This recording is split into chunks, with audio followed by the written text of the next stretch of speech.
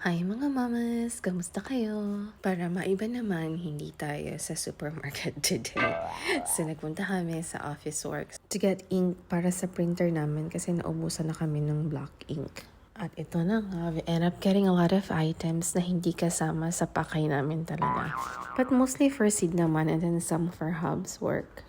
I wanted to introduce other activities kay Sid kasi feeling ko naboboard na siya sa mga toys niya minsan. So this, I got some paints. Meron na rin akong nabili from Kmart. So I thought we'd try this one as well.